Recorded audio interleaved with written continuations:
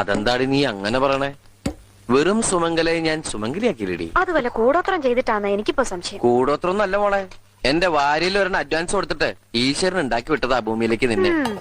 മംഗല്യപ്പൊരുത്ത് 1 2 അല്ല 9 ആണേ. ആ പിന്നെ ഈ ആഴ്ച നിനക്ക് നല്ലതാ, എനിക്ക് അത്ര പോരാ.